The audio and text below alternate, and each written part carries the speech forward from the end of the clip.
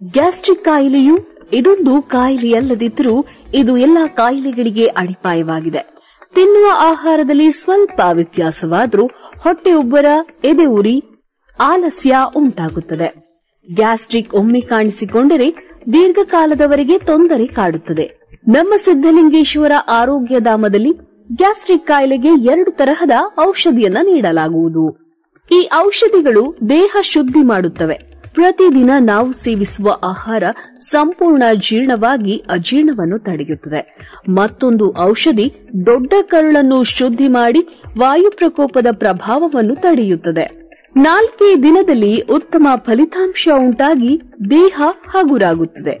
ದೇಹದಲ್ಲಿ ಲವಲವಿಕೆ ಮತ್ತು ಚೈತನ್ಯ ಉಂಟಾಗುತ್ತದೆ. ತಿಂಗಳಲ್ಲಿ 2 ಕೆಜಿ ತೂಕ ಕೂಡ ಕಡಿಮೆಯಾಗುತ್ತದೆ. ಹುಳಿತೇಗು ನಿವಾರಣೆಯಾಗುತ್ತದೆ. ಪ್ರತಿದಿನ 2 ಬಾರಿ ಮಲ ವಿಸರ್ಜನೆಯಾಗಿ ದೇಹ ಸಂಪೂರ್ಣವಾಗಿ ಶುದ್ಧಿಯಾಗುತ್ತದೆ.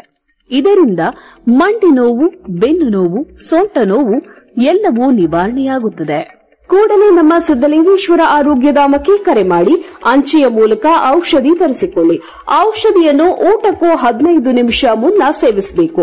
ಔಷಧಿಗಾಗಿ ಕರೆ ಮಾಡಿ 8197885537.